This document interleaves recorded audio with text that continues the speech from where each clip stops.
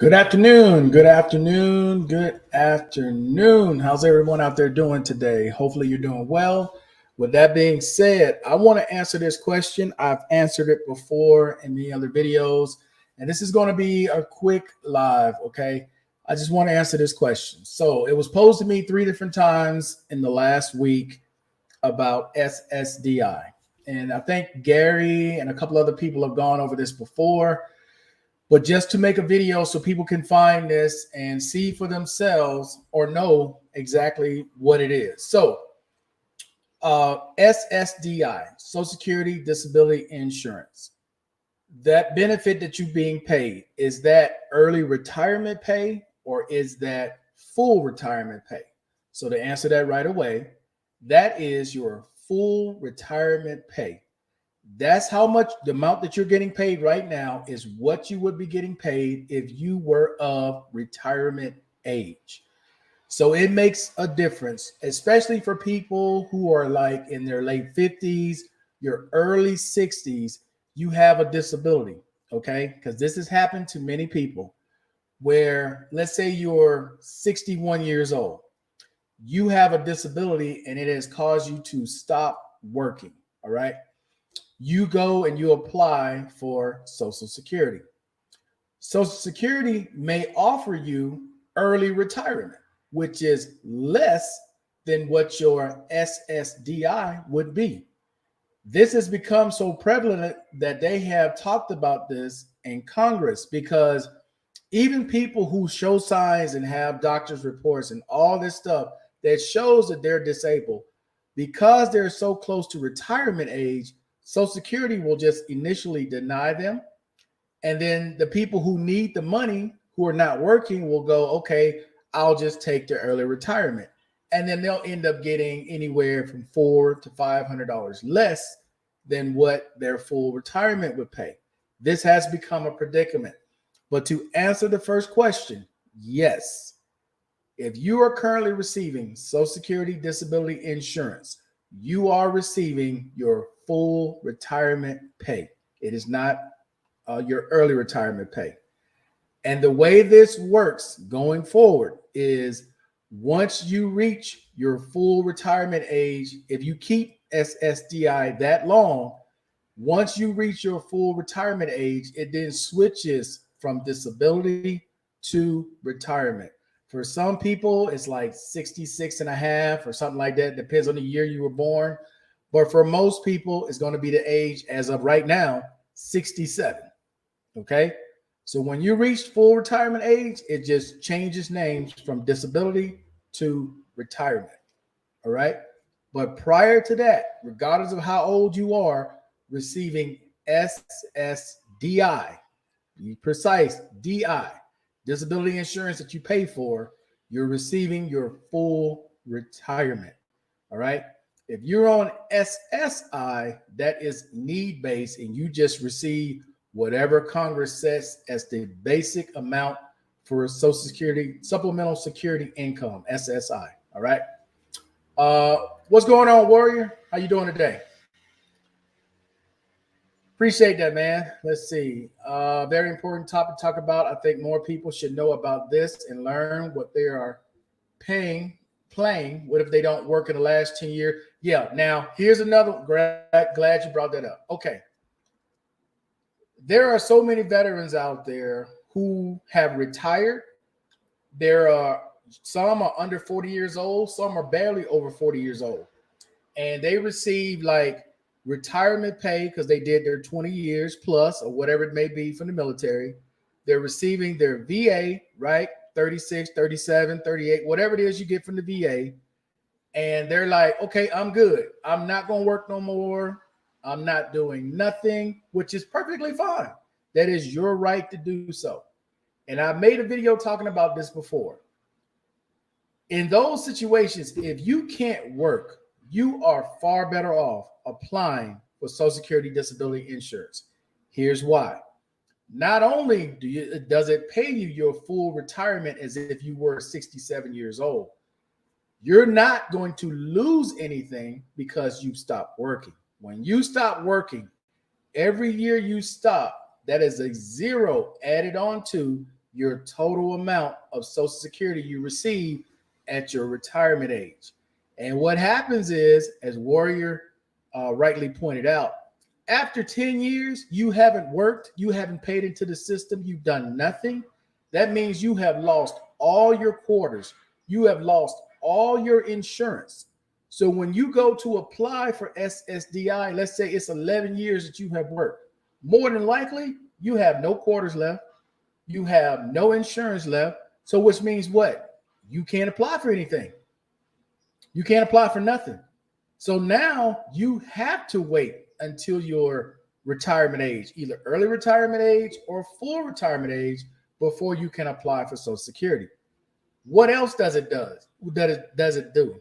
Okay, so Social Security uses 35 years of your work history. They looked at your highest and they look at your lowest. They put those together and they use a formula to come up with your retirement amount. Well, let's say you retired at 40 years old and you let all that insurance elapse that you had built up with Social Security.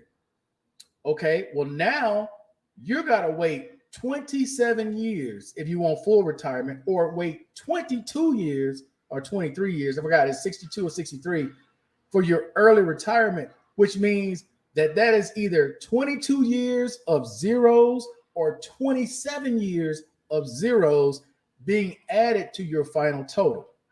So whatever that estimate was, you thought you were going to get at retirement age, you're no longer going to get that amount because you have not been paying into the system. Hopefully you guys understand that. So it is very important that you understand what you're doing when you retire. You take that military retirement, you take that VA retirement. Now, for those of you who are still paying taxes on your retirement, you are paying a little bit into it, but it ain't really like when you were working in the military full time, you're not paying nowhere near that amount into it. So it does not do you any good to just get that and then not apply, or at least attempt to get SSDI, because when your retirement comes and you go to get your Social Security, you are going to be in for a hell of a shock. You're going to be in for a hell of a shock because you're going to be like, well, I didn't know. I'm telling you right now, you need to know this. Social Security is so freehand and kind to people when it comes to helping them. What people don't realize is that it is so easy to earn those credits. It is super easy to earn those credits. There's a lot of people who earn those credits, Warrior, that don't even work the full year. Some people only work 4 or 5 months out of the year, but they pay enough into the system that they don't have to work the entire year. That's usually what happens in my field that I used to be in when I owned my company. I apologize for the background noise. It's hot today. I got the window open. In AC in Phoenix, Arizona, you probably get 8, sometimes 9 good work months. The other 3 months, you ain't really doing nothing. You might get a job here or there, but you're not really doing much 3 months out of the year. 9 months out of the year, you pretty much balls to the wall, okay? But this is something you guys need to really think about. If you're not working, you're retired, you're disabled, the key word, you're disabled, and you're able to prove you're disabled to Social Security, you definitely want to apply for your Social Security. Very informative. Really appreciate the work that you do. My friend Theo put me on to you. Theo passed away in October. My apologies, man. My sincere condolences. I appreciate him sending you my way, but my condolences. I don't think I ever talked to him. I made a response to a comment. I'm pretty sure he's never been on the Saturday roll call. In October, he's gotten approved. He had just gotten approved for aid attendance. Wow. That is sad, bro. Again, I'm sorry to hear that, man. That is sad. $8,000 a year of income on W-2s gets you 4 credits for that year. It's so easy to get those credits. Yeah, it's super easy, man, but unfortunately, people just don't know. You know, as much as we can talk about it, it's up to you guys to inform other people out there. Hey, you retired, bro. Are you applying for Social Security? Oh, Howard, what's up, man? Hey, you know you ain't got to do that, Howard. I appreciate the donation, bro. It's all good, Howard. Hopefully you're doing well in the DR today. But for you younger vets out there, you're disabled. I don't care if it's just PTSD. I don't care what it is. If the VA and your doctors have determined that you cannot work anymore, you need to be applying for SSDI. If you don't plan on doing any other work, any other side jobs, or nothing that's going to pay into Social Security, because in the long run, it's going to hurt you. It's not going to hurt the system. It's going to hurt you and your overall income. Salute. Appreciate that. Talking to Howard. Talking to Warrior. My vote rehab is not approving at all. You still on that vote rehab, Warrior? We'll get you there, man. We'll get you there on vote rehab. All right, guys. So, like I said earlier, man, I'm not going to be on very long. I actually got a delivery coming. I got a new chair that I bought from Amazon. It's supposed to be delivered today. And I'm supposed to go look at one of those apartments this afternoon that I put out on the group page that we're on WhatsApp. And I think Howard had asked that question about which space is bigger or something like that. Let me just say this. And I kind of wrote it in there. So for those of you in the group that I put those 2 apartments on, okay, the one that's 1,500, I said 14, is actually 1,500 a month. That's here in Poblado.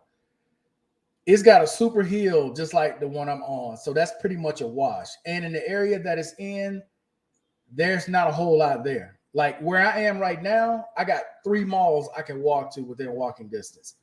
Where that apartment is, dog, ain't a damn thing there. Nothing. Just other buildings. Ain't nothing within walking distance. So it's like, that was kind of a wash for 15. It's a nice apartment. Don't get me wrong. It's my apartment I'm in. I'm on 1 bedroom, right? The bedroom I got will fit a king. That bedroom and that one that's 1,500 will fit 2 kings in there, dude. That's how big that bedroom. I mean, it has got all kinds of space in it. It's crazy. Okay, now the one that's in Sabaneta, I have not seen that one yet. That one's $900 a month for a 2-bedroom. And all those apartments are completely furnished. All the utilities are included. So you're not paying anything extra. The only thing you're doing, Howard, is taking your clothes and whatever tech or whatever else you got, all the towels, all the sheets, the TVs, the refrigerator, washer and dryer, all that stuff is included. You're not having to put anything in any of these apartments, just like the one I'm in now. I'm not having to add anything extra. All right, what do we got? Let's see. That second apartment looks good. It has that nice office. Yeah. That's the one that's 1,500. It's got 2 offices. It had the office in the hallway, and then it had another office in one of the bedrooms.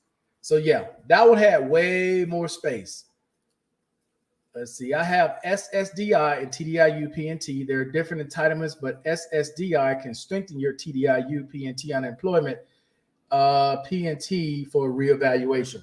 Well, Mr. Jones, you shouldn't have to worry about, well, it depends on how long you've had it.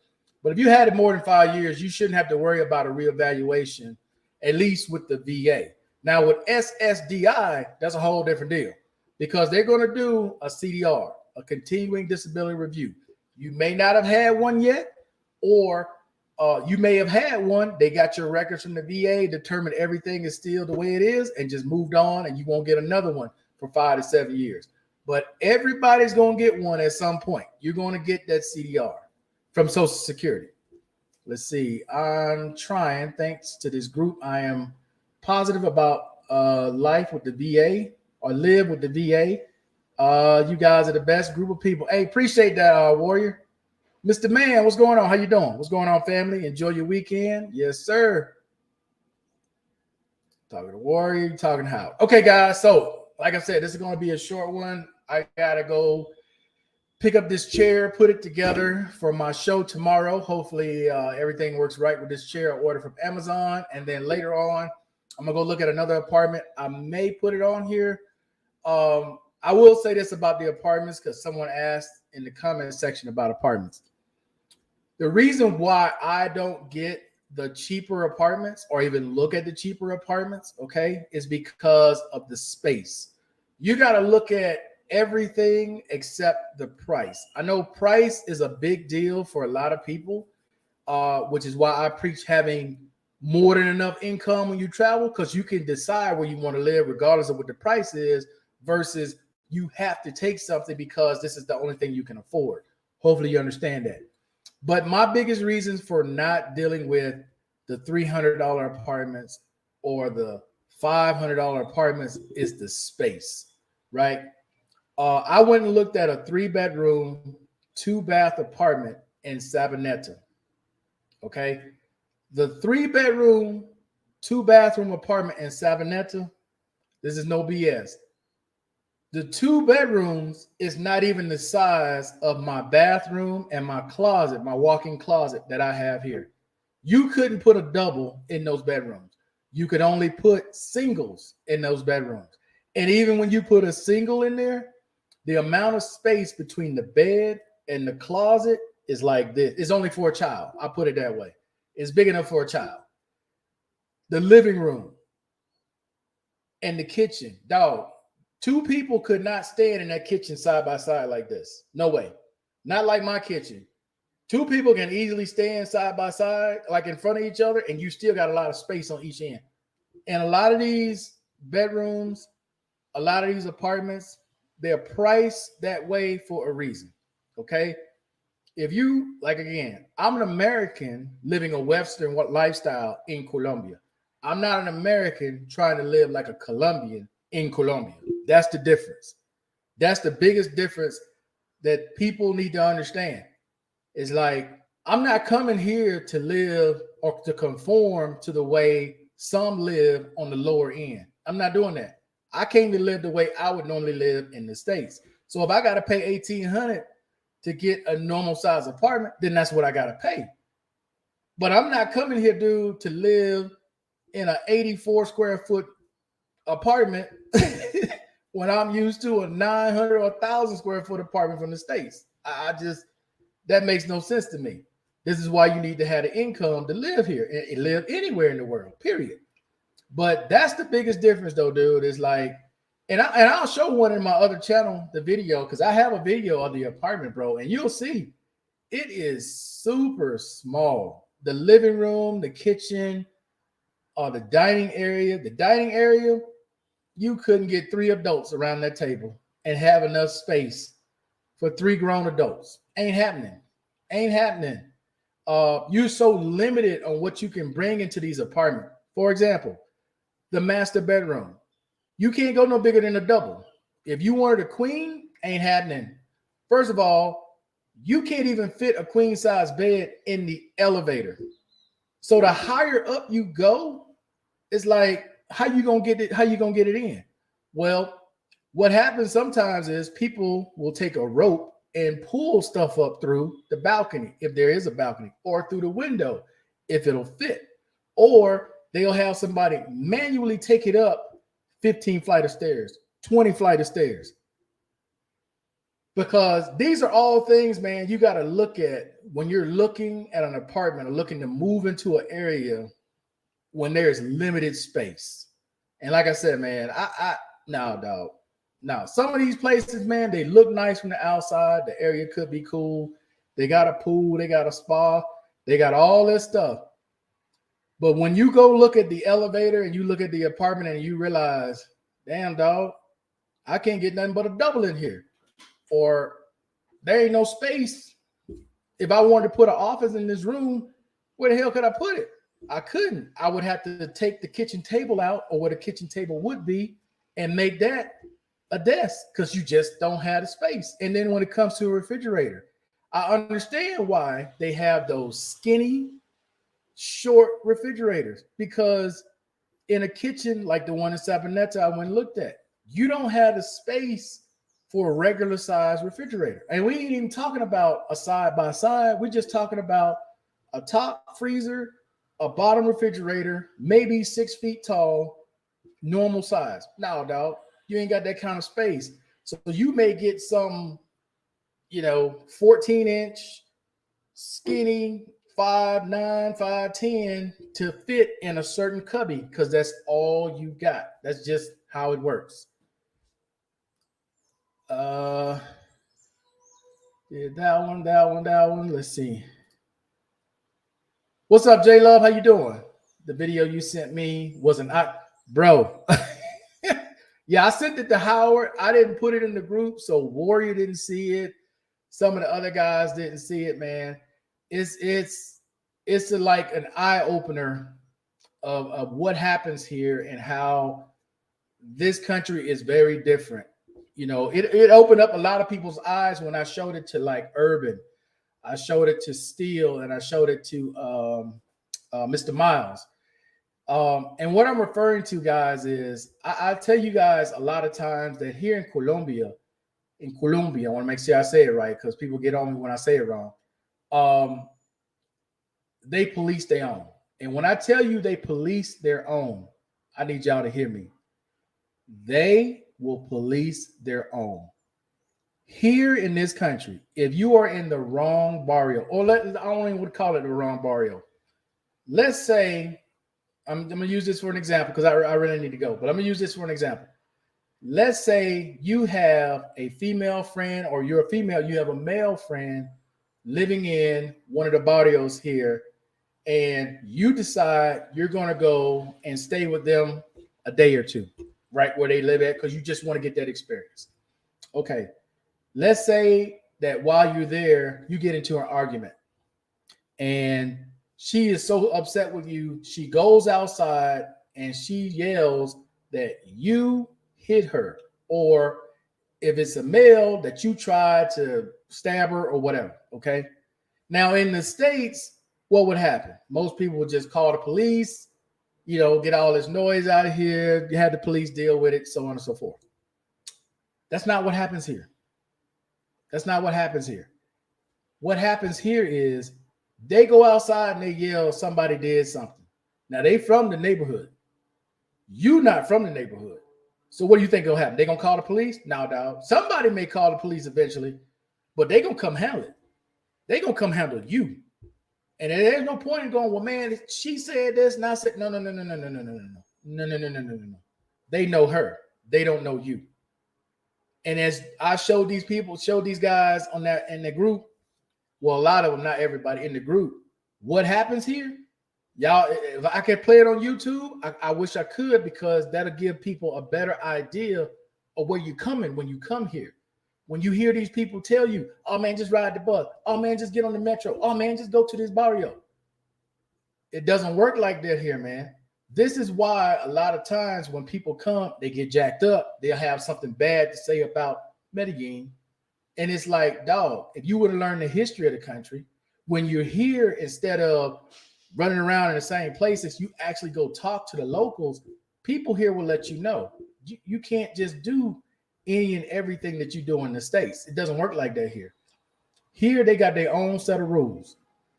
And if you break, or you in one of these areas and you just happen to get caught up, the police is not going to get there in time to save you, dog.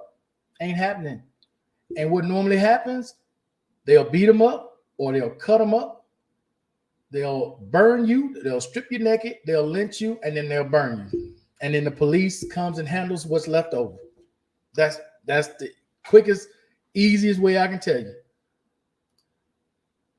How security in Sabaneta these days? Security was cool in Sabaneta. At the apartment that I looked at, there was only one security guard, but they had it gated, and you weren't getting in if you didn't know, if you didn't live there, number one, if you didn't know who was there, because they got to call up and get permission to let you in. If you call and nobody answered, they still not gonna let you in. It's not like some buildings where there's somebody walking in and then they just walk in behind them. Hell no. Who are you? Who are you going to see? Give me some ID and give me your phone number. You got ID, but you ain't got a phone number, they ain't letting you in. It's just that simple. So yeah, that area in Sabaneta wasn't that bad. Now the one here in Poblado, the one that's 1,500, oh dog, no, they got armed security guards at this one. So, it is what it is. You trying to break in there, ain't no telling what may happen to you. You talking to Howard? All right, guys. That's gonna do it, man. I gotta go put this chair together, and then go check out this other place. I may put a video about it on the other channel. But other than that, guys, it's gonna be it for today. I appreciate everybody watching as always. Howard, thanks for the donation. You know you don't have to do that, bro. But until the next time, guys, that's it. I'm out. Peace. Enjoy the rest of your day.